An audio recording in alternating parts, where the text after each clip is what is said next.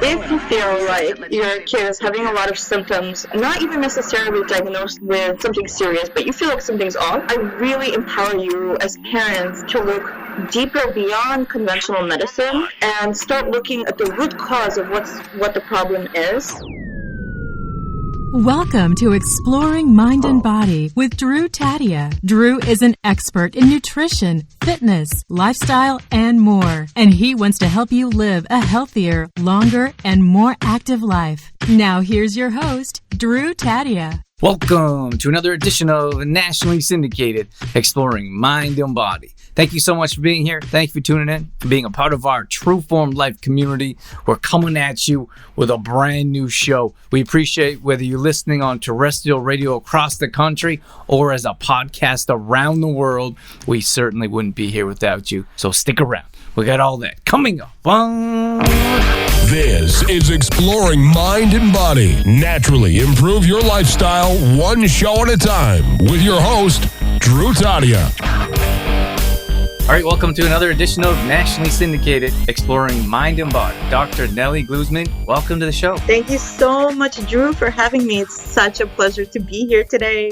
It's our pleasure. We're excited to have you on the show. And thank you. You did mention that you listened to this show in the past as well, so that means a lot. We appreciate that. Thank you. So before we get into anything, we want to know who you are, what you do. So tell us about yourself. Hi, everybody. So my name is Dr. Nelli Gluzman. Many people call me Dr. Mom because I am a mom of an 8-year-old now and a physician. And yes, I have been listening for so many years to the show. So I have not always been a holistic pediatrician, which is what I consider myself to be right now. I was trained in conventional pediatrics. So what that means is regular conventional Western medicine. I specialized in working in a hospital setting, working with the sickest hospitalized kids, the ones that were unfortunately in the intensive care units, the ones that needed a lot of help, frequently hospitalized.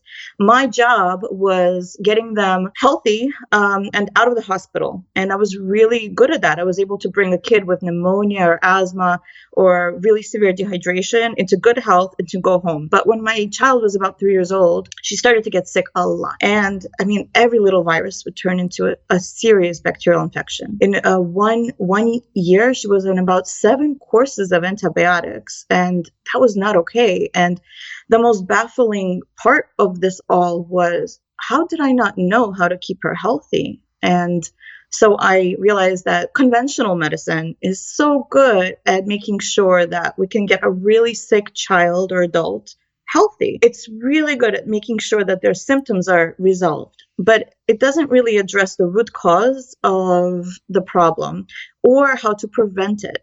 That's the world of holistic medicine. So I embarked on a journey to heal my child. I was tired of being scared, frustrated, worried about her future. I was tired of not feeling adequate enough as a physician to be able to send these kids home, but also tell them, how do you make sure that your child doesn't come back into the hospital setting?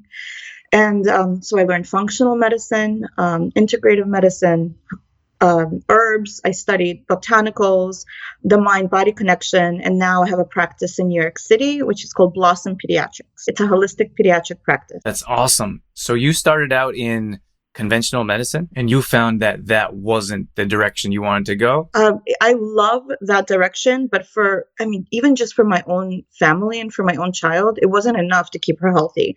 For many kids, that is enough. You can do a conventional approach, but so many children are having more and more issues that are considered to be chronic right now, chronic health conditions. In fact, I would even say that this is an epidemic. There's an epidemic of chronic childhood illness, and we don't have enough in conventional medicine to address how to prevent it and to address the root cause of it. And so now I practice both conventional pediatrics and holistic pediatrics. Well, correct me if I'm wrong, would it be fair to say that holistic medicine is more directed towards prevention and conventional medicine would be more directed towards treatment? Yes, and so both are really important. Of course, you need both to be fully healthy.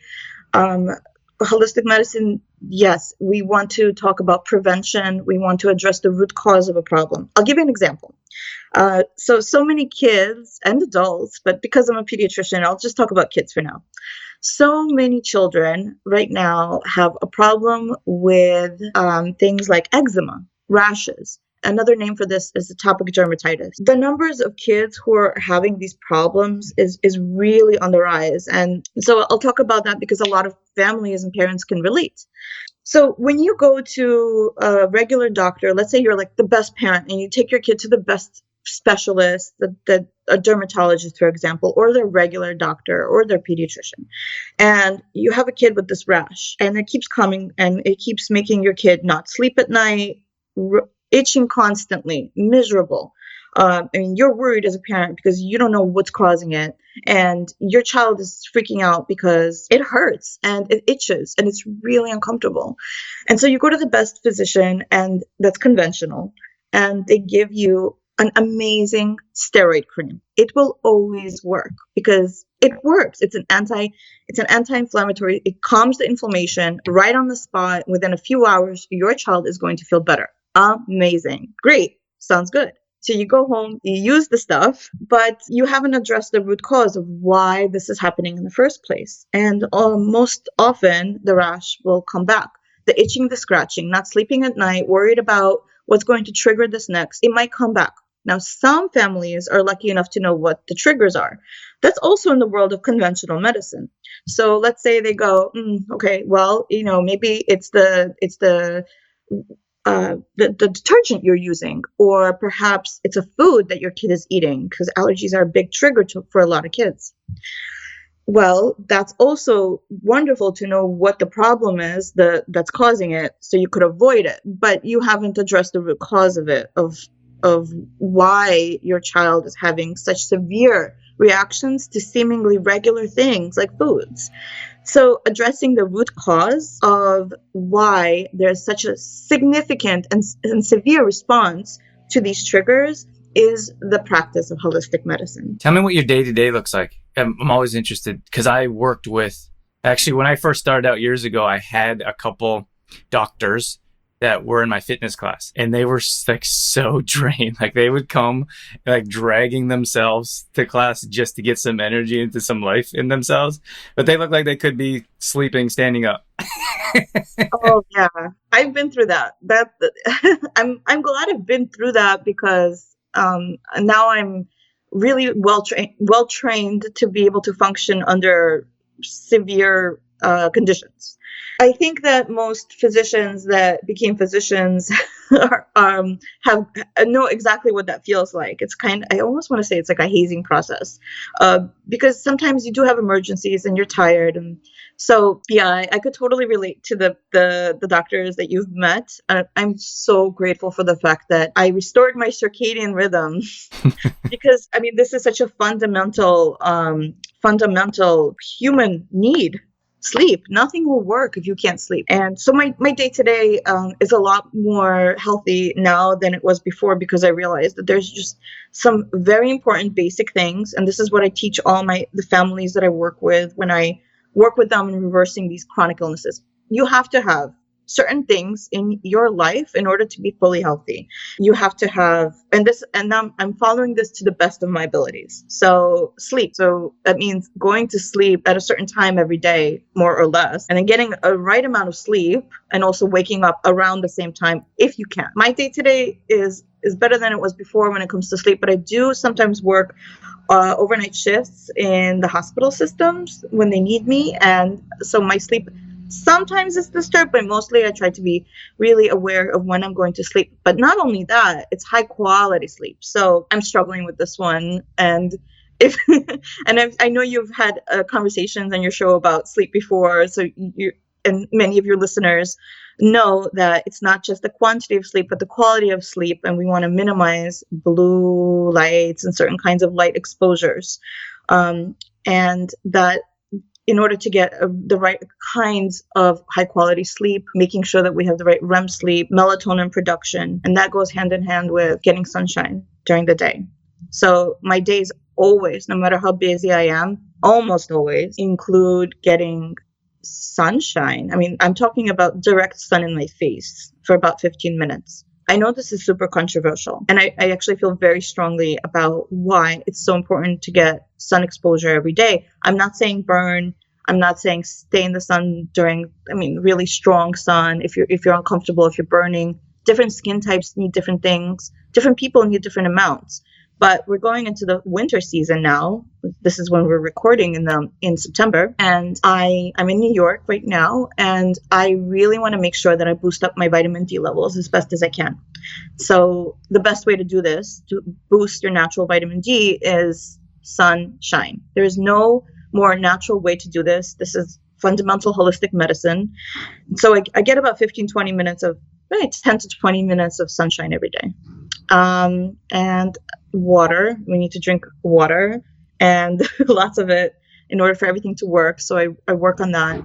And of course, eating as much as possible of local, seasonal, and organic healthy foods that have soil on them every single day. So that's kind of my day today. I teach this to my child. She's 8 now, and school just started, so I'm really excited.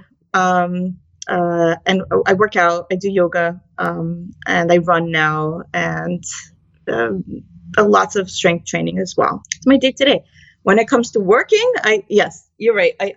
Doctors tend to work a lot. So I think we're all kind of a society based in getting a lot of work done. How about you? Do you think we're kind of overworked? Oh, yeah, 100%. Yeah, without question. It's like we don't take care of ourselves.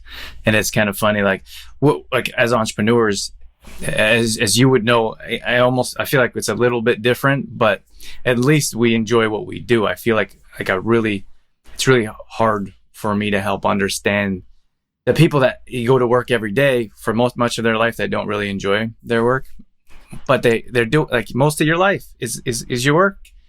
And so, I feel very grateful that I love what I do, but we work. That's what we do. Actually, it's funny that you say that, because I actually don't consider my holistic practice to be work. So when people are asking me, like, what are you doing? And I'm deep inside of working, but I actually don't consider it to be work. It's kind of my life's calling, and I identify it with it so much. And so I do work in hospitals, so I'm really familiar with what's going on right now and how many more kids are being admitted to the hospital system because of anaphylactic food allergies or things like asthma exacerbations and even like really severe eczema or rashes. And it's really humbling to see like how much change can be done just by implementing a holistic approach, a root cause approach to health for these kids who are frequently hospitalized. Yeah, it's kind of crazy. Like, we as a society, I feel like, unfortunately, aren't exactly getting better. I feel like there's almost more people on prescription drugs and standing in front of pharmacies waiting for help. But then we have kids on top of that, and the kids, my gosh, like, we've been in school systems, and we know what it's like. I know what lunches look like, and I don't want to get into that because parents get like super upset when I like bring up anything when it comes to what they're feeding their kids. But I don't think that kids in general, at least, like, I think what you're doing is amazing, because at least you can get to them at an early age before it's like, oh, I see people when they're, in most cases, 40, 50, and they're like, what do I do? And I'm like, well, you should have seen Dr. Mom 40 years ago. Yes. I have good news and bad news related to what you just said. So I'm in the US, and it's about 43% of children in the US have a chronic health condition. Now, what is chronic is another question. Here's what I consider to be a chronic medical condition when it comes to children. The first definition, in my opinion, of a chronic childhood illness is that it's prolonged. So usually lasting about 3 months or more. The second definition of what I consider to be chronic is that it prevents your child from being a child. And what that means is, are they missing a lot of school? Are they missing a lot of birthday parties because they need to be really careful about what they're exposed to? Are they going to the emergency room a lot, hospitalized a ton, or even, a few times in their life? Do they need antibiotics frequently?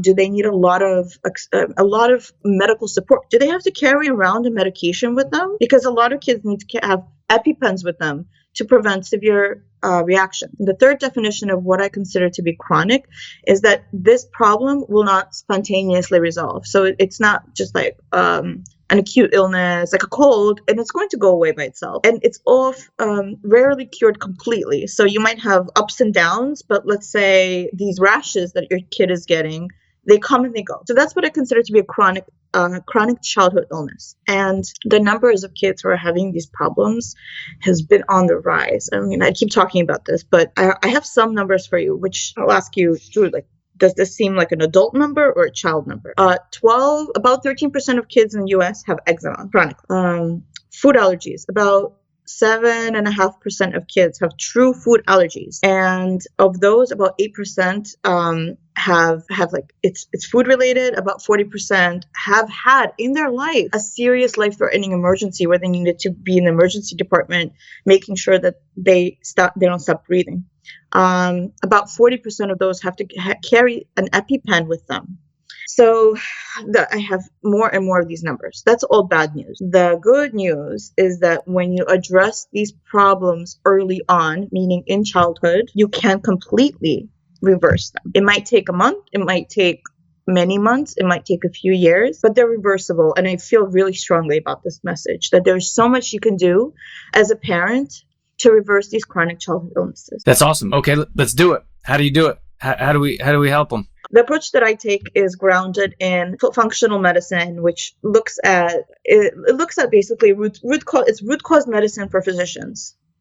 I also look at the mind-body connection all the time through the whole process. So we need to address that even young children need to start kind of having a few moments of quiet. Even the young ones can take a few breaths. This is more important now than ever, because we have so much coming our way, and so many kids are being virtual schooled now. The screen is in front of everybody's face. And so just teaching these young kids to go inward really does help restore the mind-body connection. The mind is also very closely linked to the immune system. And a lot of these medical conditions are an immune problem caused by too much inflammation. So we want to calm everything down, even at least once a day for a few minutes. And then we get into the nitty-gritty of it, which is how do we approach it? So I use botanicals, I use herbs, I use traditional wisdom, like things that our great grandparents knew.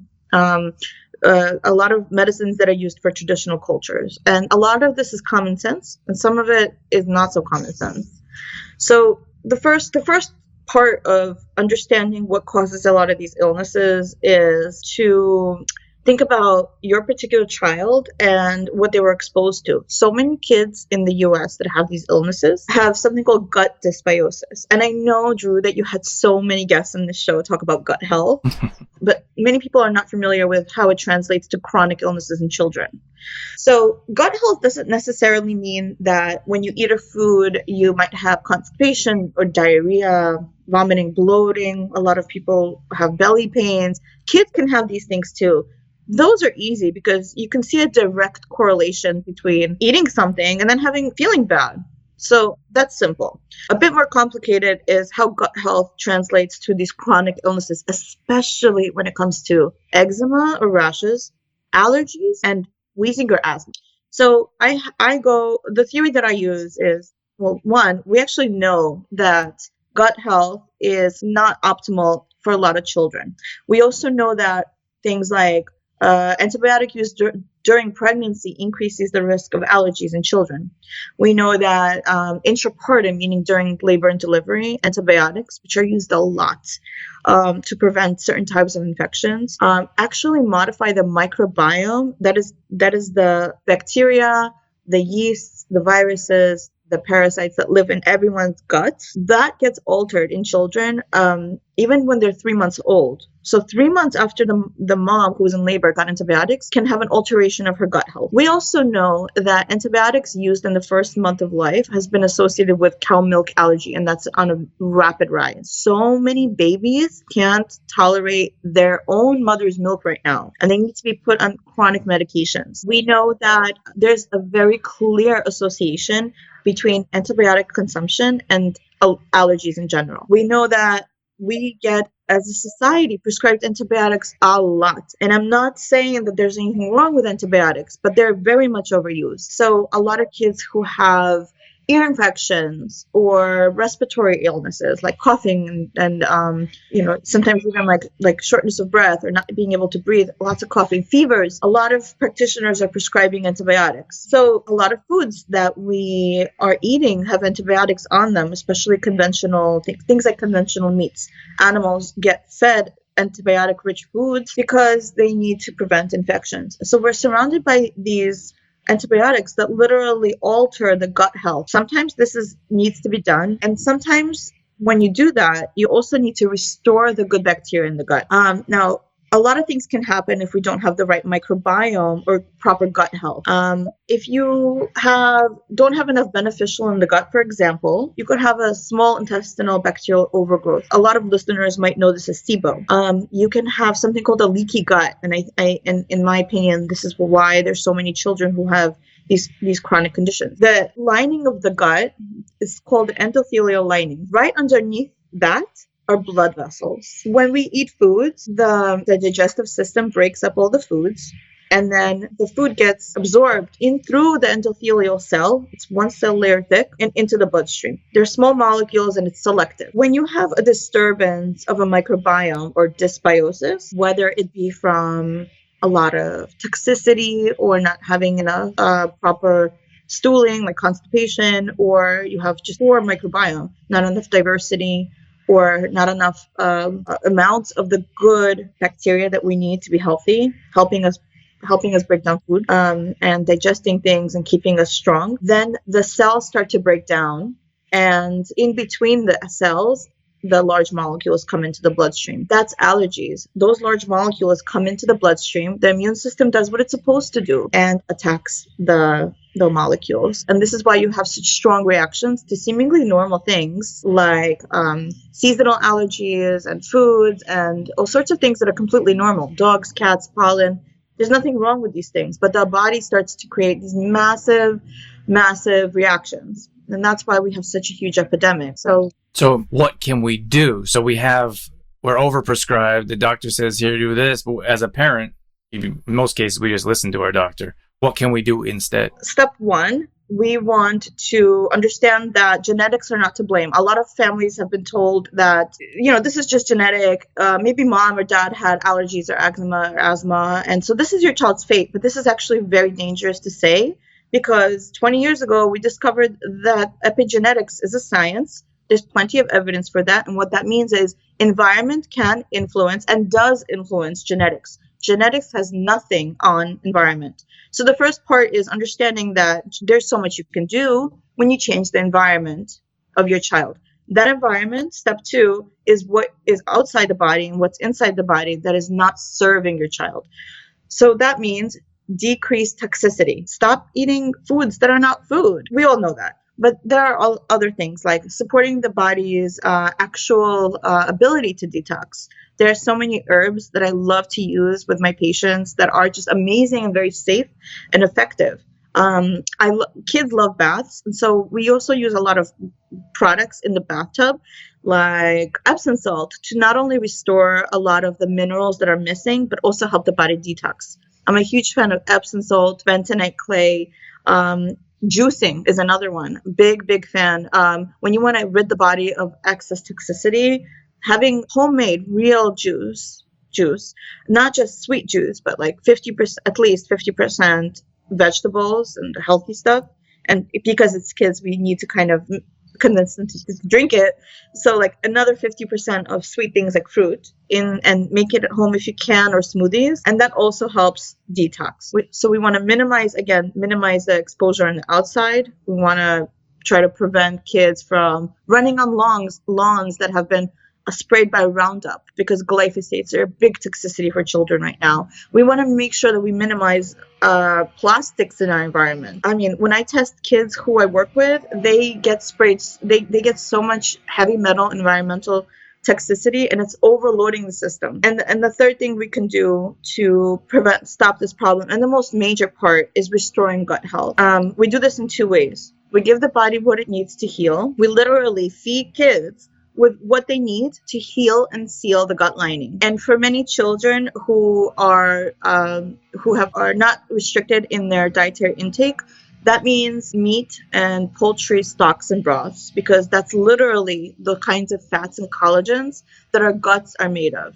Kids who are in a pescatarian household, fish stocks, fish broths. There are a lot of healthy fats that need to be eaten in order to literally restore the endothelial lining.